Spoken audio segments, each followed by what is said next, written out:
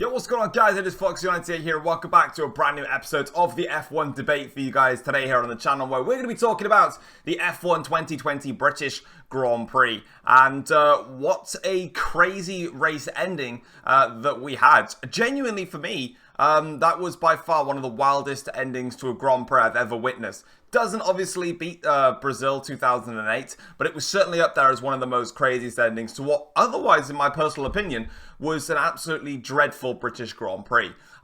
So if you guys enjoyed today's video, feel free to drop it a like and subscribe to the channel if you're new around here as well. And we're going to break down the British Grand Prix. And then, well, I was going to say all of the incidents, but we're pretty much just going to break down the one incident, which is going to be that lap 1 collision between Albon and Magnussen. So, qualifying obviously for the British Grand Prix, it was very, very dominant for Mercedes. They were over a second clear. We kind of saw that one coming. They obviously left every little bit of sweeties aside. And we saw their raw pace come out in Q2 when on the medium compound tyres they were faster than the Red Bulls, etc. by over a second. And what was actually also a bigger surprise is that Mercedes' lap times on the mediums were faster than what Verstappen did on his Q3 lap on the soft tyres. So that just kind of goes to show the raw pace that Mercedes had in that Grand Prix. But they all started on the medium compound tyres, as well as a couple of other drivers in there as well. As soon as the lights went out, then obviously, it was Bottas that got a better second phase of the start compared to Hamilton.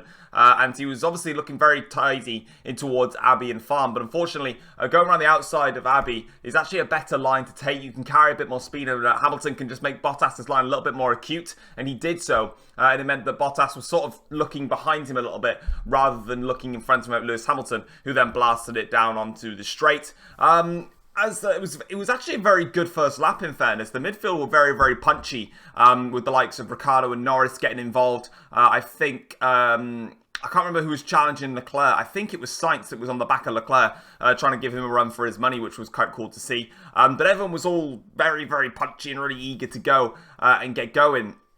And then at the end of the first lap, we saw Kevin Magnussen make contact with Alex Albon and go into, obviously we saw that Magnussen went straight into the wall, broke his car out of the race, and Albon took some damage from that. I believe there was some strong vibration. So they pitted him for the hard tyres, and then eventually they pitted him for mediums later on in the Grand Prix. With regards to that, a lot of people were actually saying that that was a very harsh penalty to give to Albon because Magnussen was out of control. I 100% disagree in every single format. It's a clear-cut, straight 5-second penalty, and the stewards once again are consistent in what they're doing. You know, Lewis Hamilton, to me, that incident, and I mean, I'll showcase it anyway later on, but to me, that incident was like a literal carbon copy replica of Brazil in 2019. You know, a lot of people were saying, you know, that it was, I believe Martin Brundle was saying, he was saying that it was sort of the right decision to make, but it was slightly harsh on Albon's side. And I can say that about Hamilton in Brazil. I literally put them as two replicas, like the gap was there. He's got quite a lot of his car in.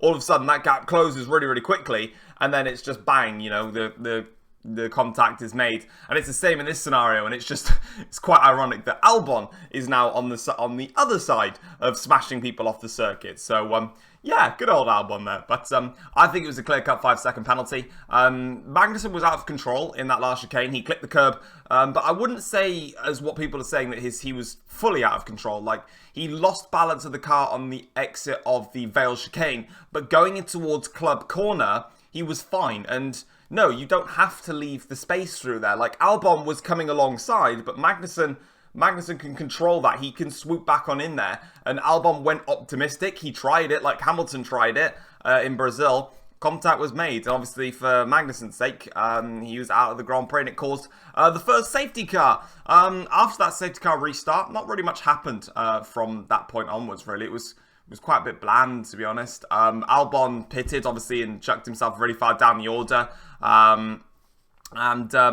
It all pretty much kind of faded away then, because Danny Kvyat then DNF from the Grand Prix after what apparently he seemed to be raging that it was his fault.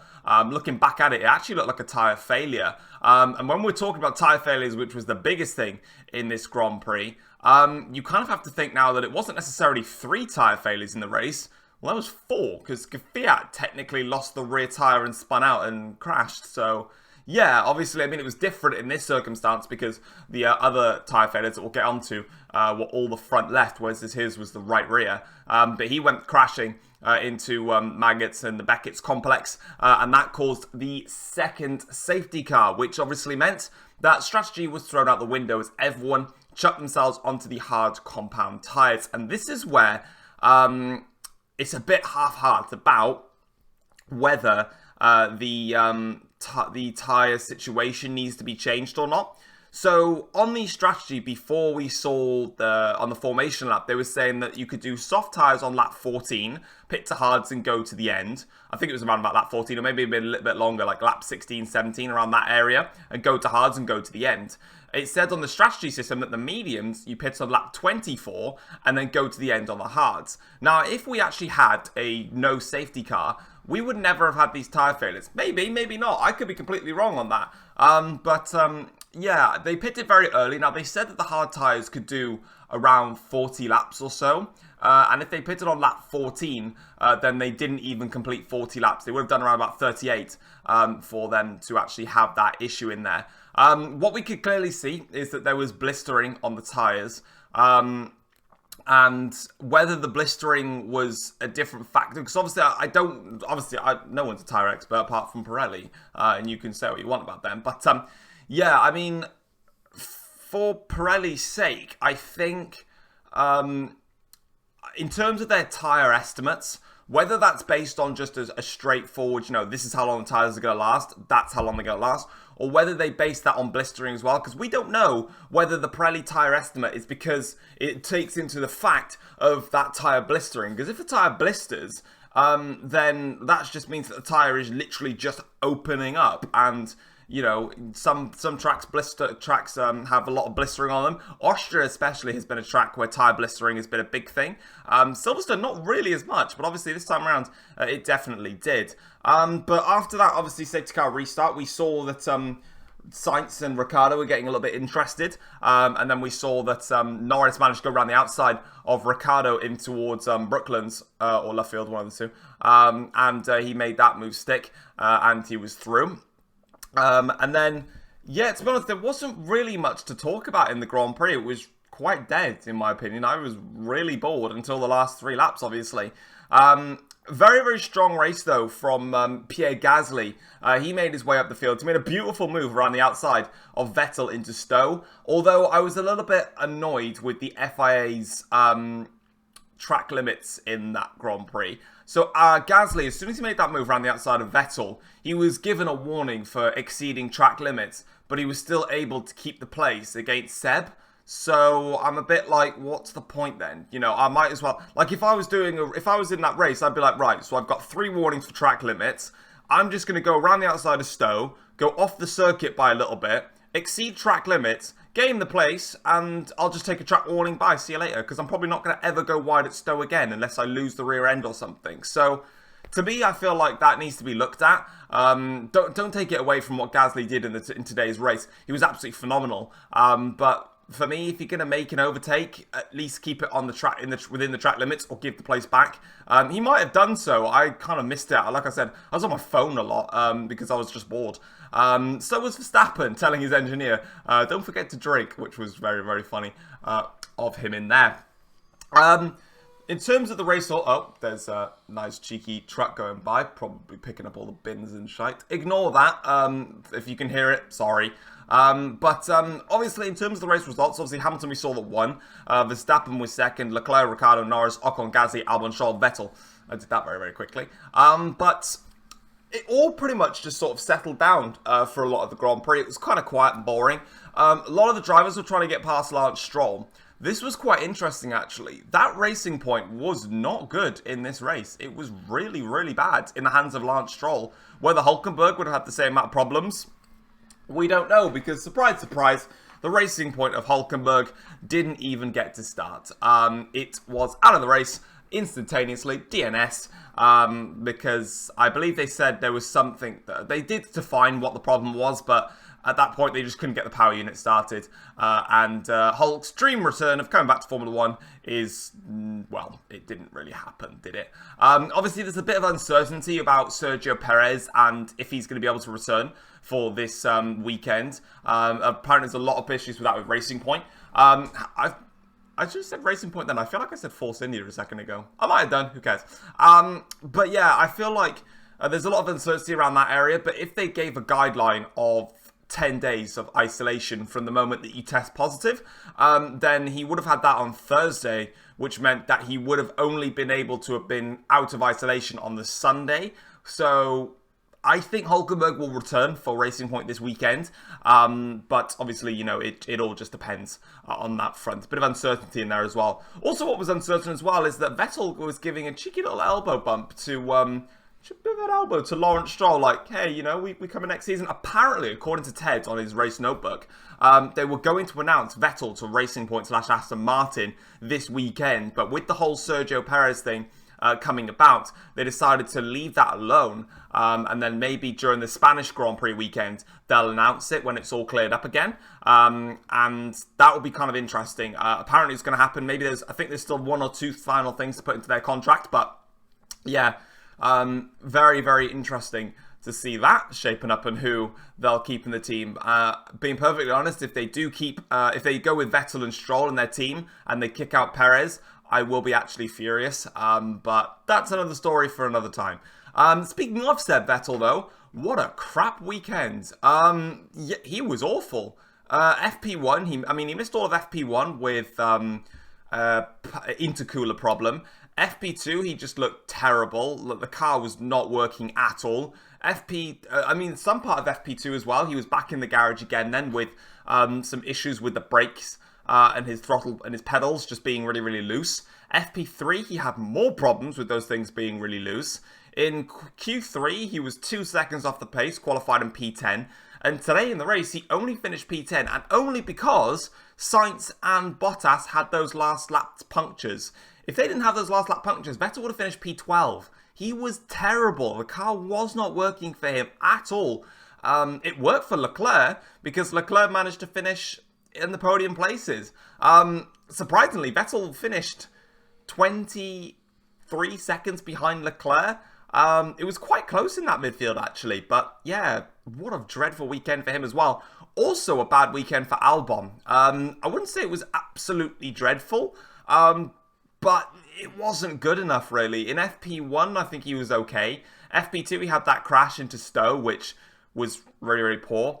I think FP3, he missed a lot of the session as well with an electrical problem, so didn't really get much time to do anything there. He got knocked out in Q2 again for the second race in a row now.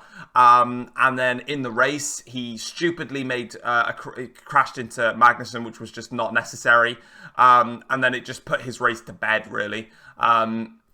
He did have the safety car, I think, to help him during his stint on the hard tyres. Then he went on to the mediums, and obviously whilst everyone was on worn hards, it was easy for him to just go much, much quicker than the rest of the field. And they did end up getting P8 in the end. Again, though, it would have only been P10 had it not been for the last lap punctures, but it's P8. It's not a good weekend for Albon at all. A lot of people have been saying that, you know, whether Red Bull would consider swapping him. And I've seen that a lot. Personally, for me, not yet. It's getting closer. But what Albon is definitely strong at is his race pace. I think we can all agree on that. Like last year in Belgium, you know, his first Grand Prix, he started last, he finished in 5th. He's constantly getting those top 5 finishes. My issue with Albon, and it can be your issue, it may not be your issue, the only way that Albon is ever getting anywhere near the podium places, whether that be his teammate or the Mercedes cars, is if there is a safety car and they put him on a different strategy. Apart from that, Albon is never getting near the podium, and that's a problem for being in a Red Bull car. You want to be in those top 5 places and being close up there. The thing with Verstappen, and I go back to the likes of Austria, you know, Max was splitting the Mercedes, also I said the Styrian Grand Prix, you know, Max was splitting the Mercedes, and, you know, they had to pit to cover with Lewis, pit to cover with Bottas, you know, and you know, it was Max versus Mercedes, and at the end of the day, Mercedes were quicker and they overtook him, you know, but Max tried something. But if Albon was at least, not just a little bit behind, so like a tenth or two per lap in there, just enough so that they can actually use Albon as a way to attack Mercedes. Because the problem is if you use Verstappen to attack Mercedes, one of the Mercedes can counter Verstappen, job done. The other Mercedes can carry on, boom, do his own thing, job done. He may be behind his own teammate, boom, pass him, fresh tyres, done. You can't take the fight to a team that is so dominant with one car. It's absolutely impossible. And for Albon, he isn't good enough to do that yet. His recovery drives, like I've said, are amazing. But this is my problem. Albon is a recovery drive person. He can fight his way up the field, great. But if he has a boring race weekend, such as the Styrian Grand Prix or whatever, he finishes nearly a minute behind his own teammate. So there's a lot to look at for Albon. In terms of replacing him, no, not yet. But I'm going to give it a couple more races because I know how good he can be in race trim. In qualifying trim, he's terrible at the moment. Like, he's not getting anywhere. But in race trim, like Horner was saying, that Albon needs basically a boring weekend to get back up to speed again. But at the end of the day, a boring weekend is not good enough, because what's he going to be? Finishing P4 like 40 seconds behind his own teammate and a minute behind Mercedes? What's the point in that? Verstappen at least is constantly putting Mercedes on edge. If Verstappen wasn't in Formula 1 or Verstappen's car was genuinely just not competitive, absolutely nobody would be challenging that Mercedes. Nobody. At least Verstappen is giving Mercedes a little run for their money. Albon needs to be up there and try and do something to try and challenge. But at the moment, he's not. And a lot of people have been saying about it's difficult when the car is built for Verstappen and only Verstappen.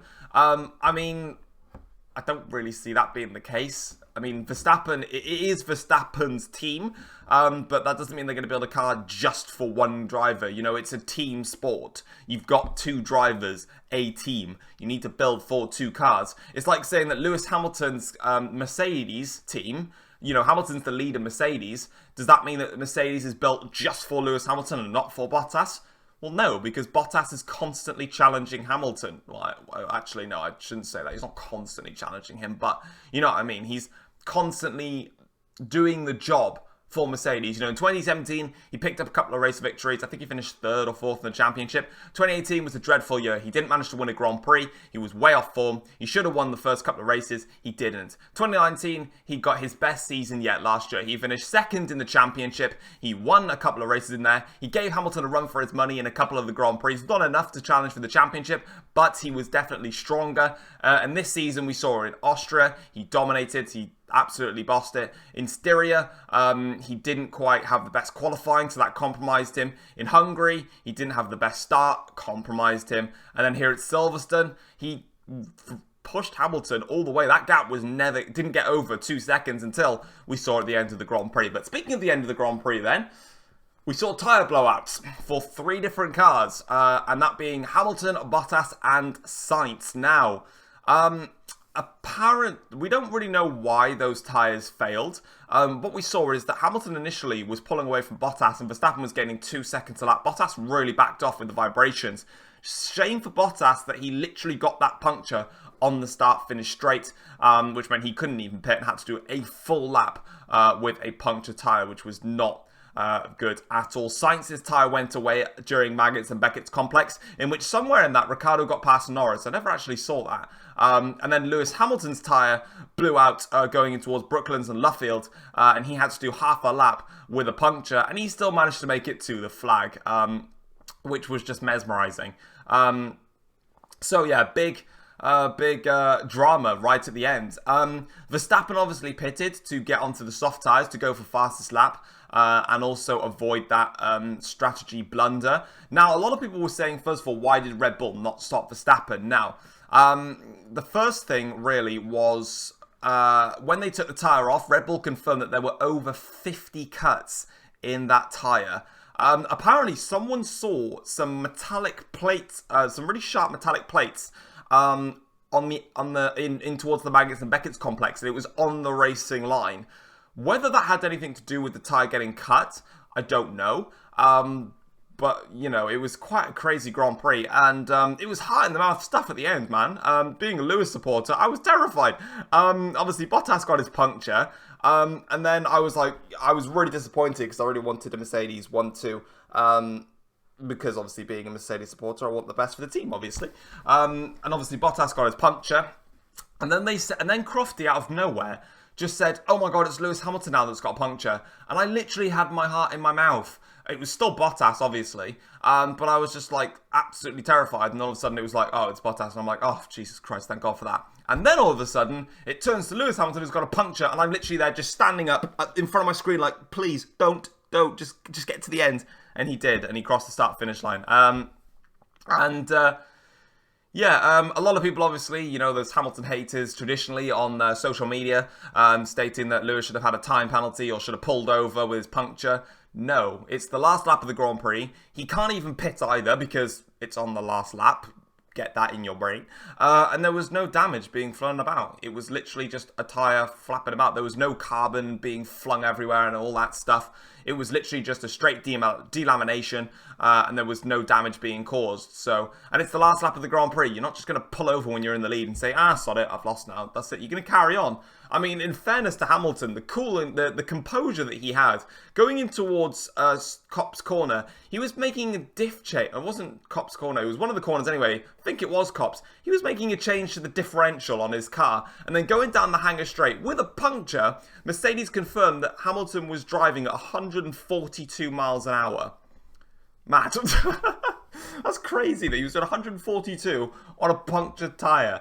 And that's obviously brought the debate now heading into this race weekend coming up for the 70th anniversary Grand Prix.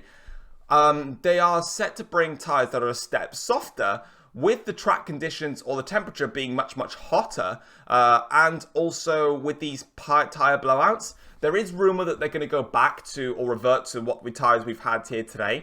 I'd be upset, actually, genuinely, if they do. Now, a lot of people argued against me on this, talking about the safety of the cars, etc., and all that stuff. But from my perspective, you know, they stretched their tyres really, really long. Hamilton even put to the fact that he said that Bottas wasn't really saving his tyres, and Hamilton obviously had to counter Bottas, so they over-pushed their car, which obviously led to their tyre blowouts. With blistering as well, blistering is unpredictable. You know, you can't, with tyres that are just, you know, normal graining, you can manage that. Like Hamilton in Mexico last year, for an example, you can manage your tyres when they're graining out, or even in Hungary, the last race. You know, when the tyres start going off, you can look after them and extend that stint.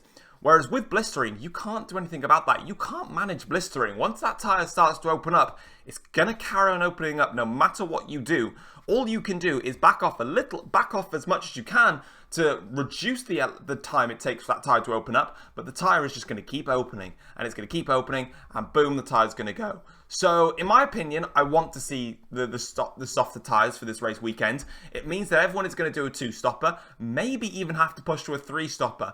Bring some strategy variants into it. It might actually cause a much more fun Grand Prix, because the strategy was ruined in this Grand Prix by the safety car. So just let them go for it, man. Let's just see what they do.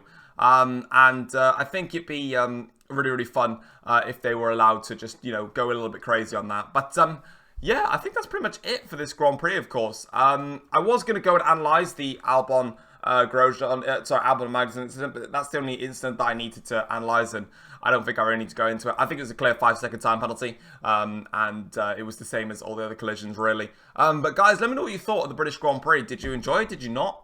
If I was going to give the race a rating out of 10, I'll give it a 5, and that's because of the final 3 laps. Apart from that, the race was dead, in my opinion. Maybe a 6, actually. I've been a bit too harsh there. I'll give it a 6 out of 10.